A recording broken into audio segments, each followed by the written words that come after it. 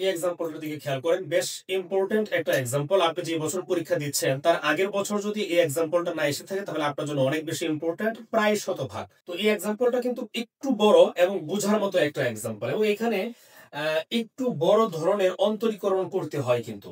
তাহলে দেখেন, আমি এখানে যে এক্সাম্পলটা বলা হয়েছে, এ ও বি ধ্রুবক হইলে x y square equal a x plus b log x হইতে একটি সাধারণ অন্তরক সমীকরণ গঠন করো এবং উহা যুগাশ্রয়ী কিনা তা শনাক্ত করো। আপনাদেরকে বলেছিলাম যে এই অধ্যায়ে মোট 3 ক্যাটাগরির অঙ্ক করতে হবে। এটা হচ্ছে থার্ড ক্যাটাগরির অঙ্ক, যেখানে একটা অন্তরক সমীকরণ গঠন করার পর সেটি লিনিয়ার নাকি নন লিনিয়ার, মানে যুগাশ্রয়ী নাকি যুগাশ্রয়ী না, সেটা আমাদেরকে শনাক্ত করতে হবে। তাহলে প্রথমে আমাদেরকে একটা অন্তরক সমীকরণ গঠন করতে হবে, তারপর দেখতে হবে যুগাশ্রয়ী নাকি যুগাশ্রয়ী না। এখন আসেন, এটাকে সমাধান করার জন্য আমি এখানে লিখেছি প্রদত্ত অন্তরক সমীকরণ x y square equal ax plus b ln x। এটাকে আমি একটু কাজ করছি কিরকম, শুধুমাত্র y স্কয়ারটাকে রেখে এই পাশে তো ln x আছে, এই x টাকে আমি ওই পাশে নিয়ে যেতে চাই। তাহলে এটাকে দুই ভাবে করা যায়। যেমন এখানে আছে x y square equal ax plus b ln x। আমি যদি উভয় পাশে x দিয়ে ভাগ করে দিই প্রত্যেকটা পদকে, তাইলে তো হয়ে যাচ্ছে। এই x x চলে যাবে, x x চলে যাবে, থাকবে এখানে y স্কয়ার। এটা হবে y square equal a plus b ln x divided by x। এই সেম ভাবে কিন্তু আমি এখানে এই দ্বিতীয় নাম্বার লাইনে কাজ করেছি। এতটুকু করার পর এখন আমরা অন্তরীকরণ করব। আমি বলেছি ধ্রুবকগুলো সরানোর জন্য সবসময় আমাদেরকে কমপক্ষে দুইবার অন্তরীকরণ করতে হয়। তাহলে আমরা প্রথমবার একটু অন্তরীকরণ করি, x এর সাপেক্ষে অন্তরীকরণ করি। পাই যদি y স্কয়ার কে অন্তরীকরণ করি তাহলে কি হবে, আমরা x এর সাপেক্ষে করব, তাহলে ddx of y square equal কি হবে, আমরা ধরলাম যে এইটা হচ্ছে x স্কয়ার, এই y স্কয়ারটাকে আমরা x স্কয়ার ধরে নিচ্ছি, তাহলে কি হয়, এটা হয় মূলত যে 2 মানে পাওয়ারটা সামনে আসে, y to the power power just তা থেকে 1 বিয়োগ হয় এটা। এখন যাকে আমরা x মনে করছি সে তো x না, তার মানে তাকে আবার অন্তরীকরণ করতে হবে। আবার যদি অন্তরীকরণ করি তাহলে ddx আবার হবে y। আমরা এই y টাকে x মনে করছিলাম, তার মানে আলটিমেট রেজাল্ট হলো 2y ddx অফ y। এটা তার মানে আমরা যদি y স্কয়ার কে অন্তরীকরণ করি x এর সাপেক্ষে, তাহলে তার आंसर হচ্ছে 2y dy dx। তাহলে আমি এখানে লিখছি বাম পাশে ইকুয়াল, এখানে হচ্ছে a, তো a কে যদি আমরা অন্তরীকরণ করি তাহলে এটা হবে 0, নিশ্চিতভাবে 0, কারণ ধ্রুবকটা একা আছে, একা। তারপরে দেখেন ধ্রুবক আছে b, এটা x এর সাথে আছে, যার কারণে এটা কিন্তু এখন 0 হবে না, 0 না হয়ে এই b যেভাবে আছে সেভাবে থেকে যাবে। তারপর হচ্ছে ln x divided by x। এখানে আমরা একটা সূত্র প্রয়োগ করব এরকম যে ddx অফ u ভাগ v। এটার অন্তরীকরণটা হচ্ছে v যে আছে মানে নিচেরটার স্কয়ার, আর উপরে হবে কি নিচেরটাকে ঠিক রেখে উপরেরটার অন্তরীকরণ, মানে v কে ঠিক রেখে ddx অফ u, তারপর হচ্ছে মাইনাস u কে ঠিক রেখে ddx অফ v। এটা হচ্ছে সূত্র। এখন আমরা এই সূত্রটা কিন্তু প্রয়োগ করব, খুব ভালো করে কিন্তু খেয়াল করতে হবে।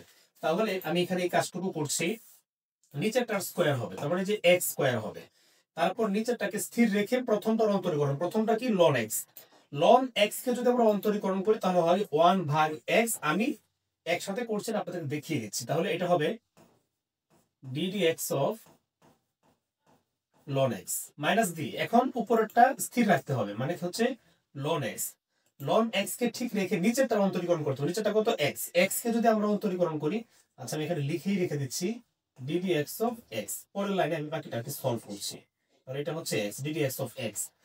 তো এখন এটার আর প্রয়োজন না, আমি এটাকে একটু মুছে নিচ্ছি। তাহলে কাজটা কি হবে, ডান পাশে দেখেন এখানে থাকবে b x dx, ddx of ln x, ddx of ln x এর মানে হচ্ছে যে x ইনটু ln x কে অন্তরীকরণ করলে হয় 1 ভাগ x মাইনাস ln x আছে, এটাকে এভাবে রাখলাম, আর ddx অফ x এর অন্তরীকরণ হচ্ছে 1, তার মানে উপরে কি হবে x x চলে যাবে, এইখানে থাকবে 1, এখানে 1 থাকলো, মাইনাস হচ্ছে ln x এর সাথে 1 গুণ করলে ln x, তার মানে উপরে থাকতেছে 1 minus ln x, 1 minus ln x divided by x square, আর এই পাশে হচ্ছে 2y dy dx। এটা এখন আমি চাচ্ছি ধ্রুবক পদটাকে রেখে x যুক্ত যে অংশটুকু আছে সবটাকে এক পাশে নিয়ে আসার জন্য। তো b এর সাথে এই সবটা গুণ আকারে আছে, এই পাশে আসলে কি হবে, ভাগ হবে। ভাগ যদি হয় সে নিজেই তো একটা ভগ্নাংশ। এখন এই ভগ্নাংশটা যদি এই পাশে ভাগ হয়, ভাগটাকে কিন্তু আমি উল্টায় দিতে পারি, তাহলে কিরকম হবে, এই যে 2y এটা আছে, আর পাশে হচ্ছে dy dx ইনটু, আমি যদি এটাকে উল্টিয়ে দিই তাহলে উপরে চলে যাবে x স্কয়ার নিচে চলে আসবে 1 মাইনাস লন এক্স। আমি আশা করছি এই সিম্পল ক্যালকুলেশনটা আপনারা বুঝতে পেরেছেন। আর ডান পাশে থাকছে বি। এখন কিন্তু একটা জিনিস খেয়াল করেন, আমি এই যে এই অংশটুকুকে একসাথে যদি গুণ করে দিই তাহলে কি হবে, এক্স স্কোয়ার উপরে 2y উপরে, তাহলে এটা হবে 2x² divided by 1 minus loan x, এটাকে আমি একসাথে লিখলাম।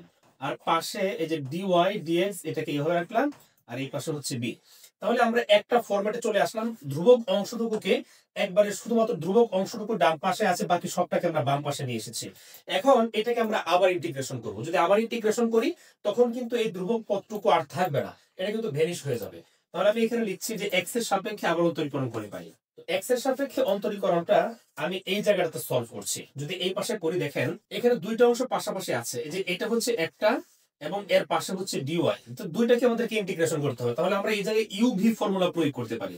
ইউভি ফর্মুলা হচ্ছে এরকম যে ডিডিএক্স অফ ইউভি সমান হচ্ছে, সমানটা আমি নিচে লিখতেছি, সমান হইল প্রথমটাকে ঠিক রেখে দ্বিতীয়টার অন্তরীকরণ করতে হয়, প্লাস দ্বিতীয়টাকে ঠিক রেখে প্রথমটার অন্তরীকরণ করতে হয়, ডিডিএক্স অফ ইউ, এরকম আর কি। তো এটা হচ্ছে সূত্র। তাহলে আমরা এই জায়গায় এই সূত্রটা প্রয়োগ করছি, প্রথমটাকে ঠিক রাখবো। যদি প্রথমটাকে ঠিক রাখি তাহলে কি হয় দেখেন, 2x² divided by 1 minus loan x. প্রথমটাকে ঠিক রাখলাম, দ্বিতীয়টার অন্তরীকরণ করবো, দ্বিতীয়টা হচ্ছে dy dx। একে যদি আবার অন্তরীকরণ করি ddx দিয়ে, তাহলে তো এটা এরকম হয়ে যাবে, d² divided by dx², plus দিয়ে এখন দ্বিতীয়টা ঠিক রাখতে হবে, দ্বিতীয়টা হচ্ছে dy dx, dy dx প্রথমটার অন্তরীকরণ করতে হবে। এখন প্রথমটা দেখেন ভগ্নাংশ আকারে আছে, ভগ্নাংশ আকারে মানে তো এটাকে আবার এই সূত্র প্রয়োগ করতে হবে যে ddx of u divided by v. এই যে ইউ ডিভাইডেড বাই ভি এই ফর্মুলা প্রয়োগ করতে হবে, আমি যে মাত্র এই জায়গায় প্রয়োগ করেছি। তাহলে এটাকে এখন ওই ফর্মুলাটা প্রয়োগ করে নিচ্ছি আমি। তাহলে নিয়মটা কি, নিয়মটা হচ্ছে এরকম যে নিচে যেটা থাকে এটা হোল স্কয়ার, তার মানে হচ্ছে 1 মাইনাস লন এক্স এর হয়ে যাবে হোল স্কয়ার। আর তারপর কি করতে হয়, নিচেরটা স্থির থাকে, তার মানে যে 1 মাইনাস লন এক্স এটা স্থির থাকবে। যদি স্থির থাকে এটাকে ঠিক রেখে উপরেরটার অন্তরীকরণ, তাহলে উপরেরটার অন্তরীকরণটা আমি না করে জাস্ট লিখে রাখছি, পরের লাইনে সমাধান করব, ddx অফ 2x²y এটা। তাহলে মাইনাস দিয়ে এখন উপরেরটা স্থির থাকবে, মানে 2x² স্থির থাকবে, 2x²y, আর নিচেরটা অন্তরীকরণ করতে হবে into ddx of 1 minus loan x. তাহলে আমরা সাজিয়ে ফেললাম, এখন বাকি কাজটুকু শুধু করব, 2x²y divided by 1 minus loan x d²y dx² plus এই যে dy dx আছে এটাকে আমি সব শেষে লিখতে পারি। তাহলে এটাকে সব শেষে লেখার জন্য আমি এই জায়গাটা একটু মুছে নিচ্ছি, মুছে নিয়ে আমি একদম সব শেষে লিখে দিচ্ছি dy dx। এখন আসেন এই যে উপরে আছে 1 মাইনাস লন এক্স, এইটা এখন 2x²y কে অন্তরীকরণ করতে হবে। আমি চাচ্ছি অন্তরীকরণটা আমি একসাথে আপনাদেরকে দেখিয়ে দিয়ে জাস্ট ফলাফল ওই জায়গায় লিখে দিব, 2x²y, তাহলে 2x²y এর সামনে হচ্ছে অন্তরীকরণ চিহ্ন। এখন দেখেন যে 2x² এটাকে আমরা ইউ মনে করতে পারি, আর y এটাকে আমরা ভি মনে করতে পারি। তাহলে ইউভি ফর্মুলা প্রয়োগ করতে হবে, প্রথমটাকে ঠিক রেখে দ্বিতীয়টার অন্তরীকরণ। তাহলে প্রথমটা হচ্ছে 2x², দ্বিতীয়টার অন্তরীকরণ করলে হবে dy dx। y কে যদি x এর সাপেক্ষে অন্তরীকরণ করি তাহলে তো dy dx। এখন হচ্ছে প্লাস দিয়ে দ্বিতীয়টা ঠিক থাকবে, মানে যে এটা থাকবে, প্রথমটার অন্তরীকরণ, প্রথমটা কত 2x², তো 2x² কে যদি আমরা অন্তরীকরণ করি তাহলে হবে কিন্তু ইনটু 4x। কিভাবে হয় দেখেন, 2x², যে 2x² ddx অফ 2x², তাহলে যে 2 ধ্রুবক সামনে থাকবে, x² এর অন্তরীকরণ হচ্ছে তার পাওয়ার যা সেটা সামনে আসে গুণাকারে, তারপরে ইনটু হচ্ছে x পাওয়ার যা আছে সেখান থেকে আর 1 মাইনাস হয়, তাহলে 2 দুগুণে 4, x পাওয়ার 2 থেকে 1 চলে গেলে 1 থাকে, এই 1 তো আর দেওয়ার প্রয়োজন নেই, তার মানে হচ্ছে 4x। তো এটাকে আমি একসাথে লিখতে পারি 4xy, আর এই যে y আছে এই yটাকে আমি এখানে মুছে দিতে পারি। এই যে আমি কাজটুকু করলাম, তার মানে কি 2x²y এই সবটাকে নিয়ে কাজ করলে এর আলটিমেট সলিউশনটা হচ্ছে 2x² dx প্লাস 4xy। এটাকে এখন আমি এই জায়গায় লিখে দিচ্ছি আর বাকি সবটা মুছে নিব। তাহলে এই যে এই এতটুকু অংশের জন্য আমি কতটা কাজ করলাম, দেখেন এক একটা লাইনের ভিতরে কিন্তু অনেকগুলো কাজ থাকে। তাহলে এখানে যে কাজটা হলো সেটা হচ্ছে 2x² dy dx plus 4xy। তাহলে এই কাজটা আমি এই জায়গায় করলাম। এখন হচ্ছে 2x² যেভাবে আছে সেভাবে থাকলো 2x² ddx of 1 minus x, তার মানে 1 এর সাথে অন্তরীকরণ করতে হবে, ln x এর সাথে অন্তরীকরণ করতে হবে। 1 তো হচ্ছে একটা ধ্রুবক সংখ্যা, ধ্রুবক সংখ্যাকে অন্তরীকরণ করলে এটা হবে 0 মাইনাস ln x এর অন্তরীকরণ হচ্ছে 1 ভাগ x, এটা হচ্ছে সূত্র। এগুলো আপনাদেরকে মুখস্থ রাখতে হবে।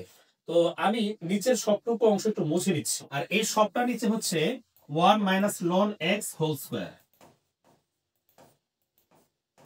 এবং এটার পাশে হচ্ছে dy dx গুণাকারে। এখন দেখেন এখানে আমি আরেকটা কাজ করতে পারি, যদি 2x² এর সাথে 0 গুণ করি তাহলে তো 0 হয়ে যাবে। আবার যদি 2x², এই 2x² এর সাথে যদি 1 ভাগ x গুণ করি, এখান থেকে একটা x আর এখান থেকে একটা x চলে যাবে, এখানে থাকবে শুধুমাত্র 2xy। তার মানে এটাকে আমি একটু একসাথে কাজটা করে নিচ্ছি, এটার সাথে এটা গুণ করলে 0 হয়ে যাবে, আর 0 হওয়ার পর এখানে থাকবে 2xy। কাজটা কিভাবে করেছে আশা করছি আপনারা বুঝতে পেরেছেন। এটাকে মুছে আমি একটু ক্লোজলি লিখে দিচ্ছি y dx। এই তো কাজটা একটু শর্ট হয়ে আসলো। এখন দেখেন এই যে পুরো ইকুয়েশনটা আছে, এর ডান পাশে কি ছিল? এর ডান পাশে কিন্তু b ছিল, তো b তো ধ্রুবক, ধ্রুবককে যদি আমরা অন্তরীকরণ করি তাহলে কিন্তু এটা হবে 0। তাহলে ডান পাশে কিন্তু আমাদেরকে 0 লিখতে হবে, এটারও ডান পাশে হচ্ছে 0, ডান পাশে 0টা লিখে দিলাম। এই তো হয়ে গেল। এখন আসেন আমরা বাকি কাজটুকু করি। এইখানে আছে 2, যে এই পদটাতে আছে 2, তো এখানে যদি আমরা দেখেন প্রত্যেকটা পদ যদি আমরা 2 দিয়ে ভাগ করে দিই তখন কিন্তু এই 2 থাকবে না।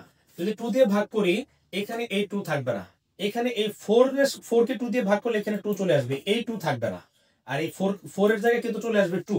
আমি আশা করছি এই ব্যাপারটা আপনারা বুঝতে পেরেছেন। মানে আমি পুরো ইকুয়েশনটাকে 2 দিয়ে ভাগ করে নিচ্ছি, 2 দিয়ে ভাগ করলে এটা একটু ছোট হয়ে আসছে। তো 2 দিয়ে ভাগ যেহেতু করছি আমি একটু মুছে মুছে এখানে একটু লিখে দিচ্ছি। এখানে কিন্তু এই 2 থাকবে না, এই 2 চলে যাবে, এখানেও এই 2 থাকবে না,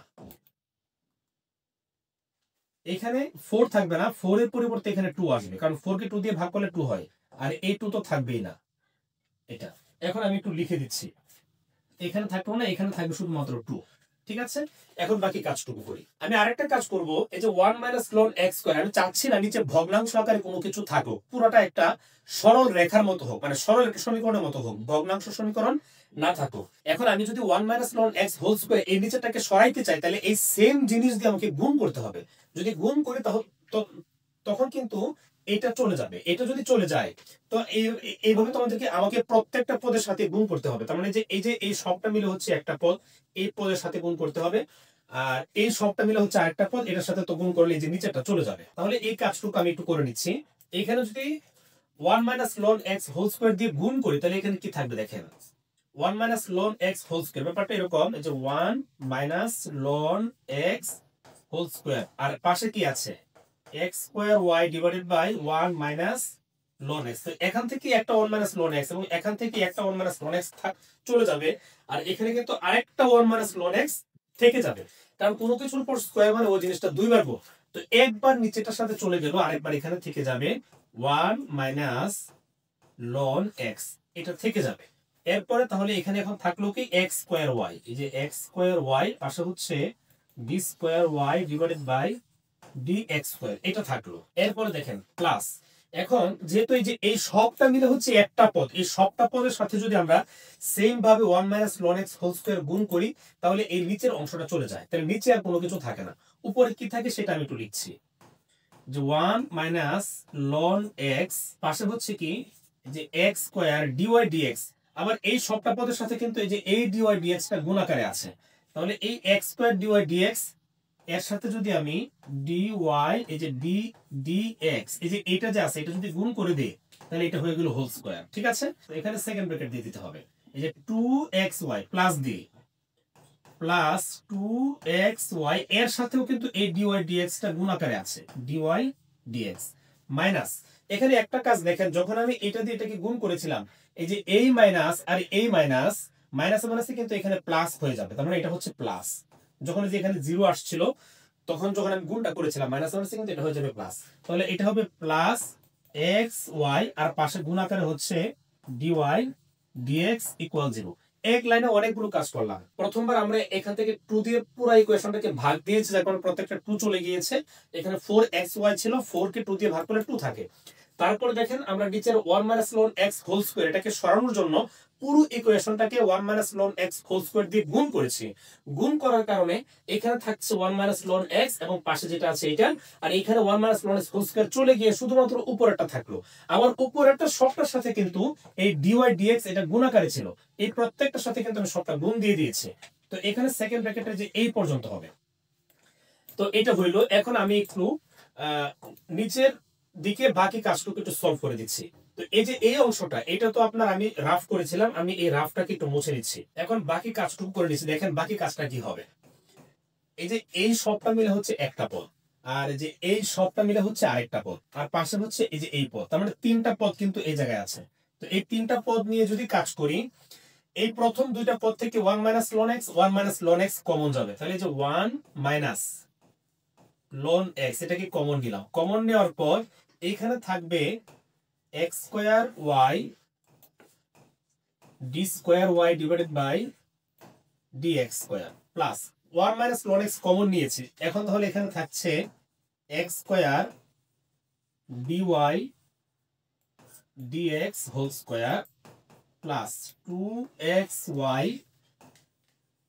dy dx প্লাস এই পাশে যেটা আছে এটা এইভাবে থেকে যাবে xy dy dx ইকুয়াল 0। তো কমন তো নিয়েছিলাম এই যে এই দুইটা পদ থেকে, যার কারণে এই যে এইখানে সেকেন্ড ব্র্যাকেটটা দিয়ে দিতে হবে। সেকেন্ড ব্র্যাকেট এই জায়গায় ক্লোজ করলাম। এই যে আমরা সবশেষ ইকুয়েশনটা পেয়েছি, এটাই হচ্ছে এই এক্সাম্পলের সলিউশন, মানে যে অন্তরক সমীকরণটা নির্ণয় করতে বলা হয়েছিল সেই নির্ণীয় অন্তরক সমীকরণ। তো আমি এই জায়গায় লিখে দিচ্ছি ইহাই নির্ণীয় অন্তরক সমীকরণ। এখন আসে এই এক্সাম্পলে আবার বলা হয়েছিল যে এটা কি যুগাশ্রয়ী নাকি যুগাশ্রয়ী না সেই ব্যাপারটা দেখানোর জন্য। যেমন আমি যদি একটু নিচ দিকে নিয়ে আসি, এখানে কিন্তু প্রশ্নে উল্লেখ করা ছিল যে এবং উহা যুগাশ্রয়ী কি না তা শনাক্ত করো। এখন আমরা শনাক্ত করব এটা যুগাশ্রয়ী নাকি যুগাশ্রয়ী না। দেখেন যুগাশ্রয়ী বা যুগাশ্রয়ী কি না, এটার আরেকটা বাংলা হচ্ছে রৈখিক অথবা অরৈখিক, আর ইংরেজিতে বললে লিনিয়ার অথবা নন লিনিয়ার। লিনিয়ার হচ্ছে রৈখিক বা যুগাশ্রয়ী, আর নন লিনিয়ার হচ্ছে অরৈখিক বা অযুগাশ্রয়ী। এখন একটা জিনিস কখন যুগাশ্রয়ী হয় অথবা যুগাশ্রয়ী হয় না সেটার একটা সংজ্ঞা কিন্তু আপনাদের বইয়ে দেওয়া আছে। এখন আমি এই সংজ্ঞাটা আপনাদেরকে একটু পড়ে দেখাচ্ছি, আপনার বইয়ের সাথে মিলিয়ে নেবেন। আমি এখানে ধরছেন, জানি না আপনারা দেখতে পাচ্ছেন কিনা। এই যে এখানে কিন্তু এই সংজ্ঞাটা লেখা আছে। তবে সংজ্ঞাটা বলছি, যে সমীকরণে অধীন চলক এবং ইহার ডেরিভেটিভ এক মাত্রার হয় এবং অধীন চলক ও ইহার ডেরিভেটিভের গুণফল না থাকে তবে উহাকে রৈখিক বা যুগাশ্রয়ী বা লিনিয়ার বলা হয়। আর সমীকরণ যদি রৈখিক না হয়, মানে এই দুইটা শর্ত যদি না মানে, তাহলে সেটা অরৈখিক বা নন লিনিয়ার বা অযুগাশ্রয়ী। তাহলে সংজ্ঞায় দুইটা শর্ত। একটা শর্ত হচ্ছে যে অধীন চলক এবং ইহার ডেরিভেটিভ এক মাত্রার হইতে হবে। দ্বিতীয় নম্বর শর্ত হচ্ছে অধীন চলক এবং ইহার ডেরিভেটিভের গুণফল আকারে থাকা যাবে না। এখন আমরা দেখি কোন শর্ত মেনেছে নাকি মানেনি। এই দুইটা শর্তের যে কোনো একটা যদি না মানে, তার মানে কিন্তু সে রৈখিক না। দেখেন অধীন চলক এবং তাহার ডেরিভেটিভ এক মাত্রার হইতে হবে। এখন এখানে আমরা যে কাজটা করেছি, অধীন চলক কোনটা স্বাধীন চলক কোনটা আমি আগেই বলেছিলাম, এখন আবারও বলছি। নিচে যে অংশটুকু থাকে সেটা হচ্ছে স্বাধীন চলক, আর উপরে যেটা থাকে সেটা হচ্ছে অধীন চলক। যেমন আপনার এই যে এইখানে আছে dx, এই নিচেরটা হচ্ছে এখানে যে x টা আছে এটা হচ্ছে স্বাধীন চলক, আর উপরে যেটা থাকে y এটা হচ্ছে অধীন চলক। তার মানে এই যে এই y এটা হচ্ছে অধীন চলক এবং নিচে যে x আছে এটা হচ্ছে স্বাধীন চলক। নিচের অংশটুকু সবসময় স্বাধীন, এই যে এটা হচ্ছে স্বাধীন এবং উপরে যেটা আছে এটা হচ্ছে অধীন। এখন দেখেন অধীন চলক তাহলে y এই ইকুয়েশনের জন্য এখানে y এটা এক মাত্রার আছে। এই যে এই জায়গায় দেখেন এর ডেরিভেটিভ হচ্ছে দুই মাত্রার, এই যে dy dx এর ডেরিভেটিভ দুই মাত্রা। তার মানে কি প্রথম যে শর্তটা আছে এই শর্তটা কিন্তু মানেনি। বলা হয়েছিল অধীন চলক এবং ইহার ডেরিভেটিভ এক মাত্রার হইতে হবে, কিন্তু আমরা দেখেছি অধীন চলক আর এর ডেরিভেটিভ এখানে দুই মাত্রা হয়েছে। তার মানে শুরুতে এই কন্ডিশনটা মানেনি। যেহেতু মানেনি তার মানে এটা লিনিয়ারও হবে না, রৈখিক হবে না, যুগাশ্রয়ী হবে না, অর্থাৎ এটা অযুগাশ্রয়ী। এখানে তো একবার লিখেছি ইহা নির্ণীয় অন্তরক সমীকরণ, কমা দিয়ে লিখে দিচ্ছি যাহা অযুগাশ্রয়ী। তো কমা দিয়ে লিখলাম যাহা অযুগাশ্রয়ী। আমি আশা করছি এই এক্সাম্পলটুকু আপনারা বুঝতে পেরেছেন খুব ভালোভাবে এবং এখানে কোনো প্রবলেম নেই। যদি একবার ভিডিওটি দেখে না বুঝে থাকেন, ভিডিওটি পেছনে টেনে নিয়ে আবার দেখবেন, অবশ্যই বুঝতে পারবেন।